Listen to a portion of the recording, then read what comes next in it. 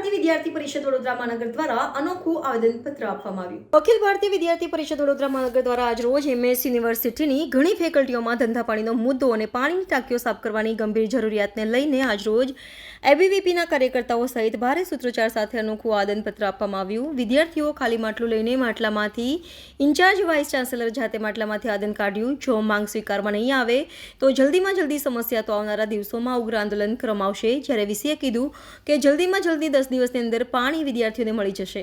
Engineering સાથે ચર્ચા કરીને કામગીરી જલ્દીમાં જલ્દી પૂર્ણ કરીશું।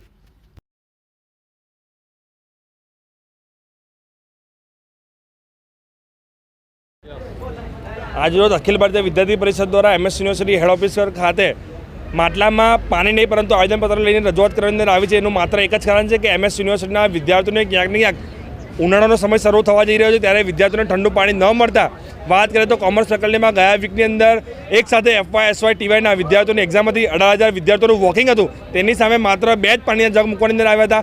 સેમ એવી જ રીતે આર્ટ્સ ફેકલ્ટીમાં કાળું પાણી આવે છે।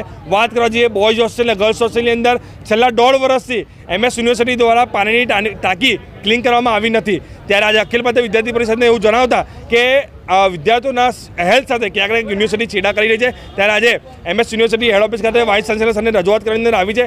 સરે બાંયધરી આપી છે કે આવનારા 10 દિવસની અંદર MS યુનિવર્સિટીની તમામ જગ્યાએ વિદ્યાર્થીઓને ઠંડુ પાણી મળશે એવી ખાતરી આપી છે।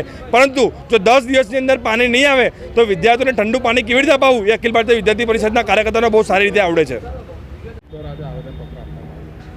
નમસ્તે। આજે ABVP MSU હેડક્વાર્ટર્સ પર એનું આંદોલન લઈને આવી હતી અને એક અલગ રીતે અમે આંદોલન આજે પેશ કર્યું છે, આવેદન પેશ કર્યું છે અમારું। અમે લોકો માટલામાં આવેદન લઈને આવ્યા હતા કારણ કે MSUમાં જે કોમર્સ આર્ટ્સને બધી ફેકલ્ટીઝ છે જેની અંદર પાણીની સુવિધા બરોબર નથી મળી રહી। કોમર્સમાં 18,000 જેવા વિદ્યાર્થીઓ આવી રહ્યા છે પણ ખાલી 2 જ માટલાના જગ મુકાઈ રહ્યા છે જે પૂરતું પાણી નથી આપી રહ્યા વિદ્યાર્થીઓને। આર્ટ્સ ફેકલ્ટીમાં પાણી ગંદુ આવી રહ્યું છે, દૂષિત આવી રહ્યું છે અને બોયઝ અને ગર્લ્સ હોસ્ટેલમાં પાણીની પરબ તો છે પણ પાણી માટેના ગ્લાસીસ નથી મૂકવામાં આવ્યા। અને બીજું એ છે કે જે ટાંકી હોય પાણીની તે સાફ કરવામાં નથી આવી। 1 વર્ષ જેવાથી વધારે થઈ ગયું છે પણ સાફ કરવામાં નથી આવી એટલે કાળું ત્યાં નીચે લીલ જામી ગઈ છે અને કાળું થઈ રહ્યું છે। એના લીધે ગંદુ પાણી રહી રહ્યું છે। એનાથી વિદ્યાર્થીઓની હેલ્થ પર ઇશ્યુ આવે છે અને ઘણી બધી પાણીથી બધા બહુ રોગો થાય છે અને એ અમારો મોટો મુદ્દો હતો કે અમને ચોખ્ખું પાણી આપો અને પૂરતું પાણી આપો।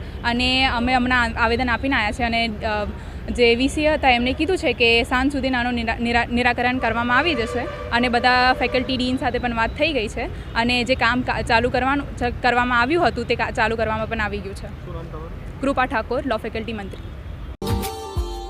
Subscribe now and press the bell icon. Never miss an update.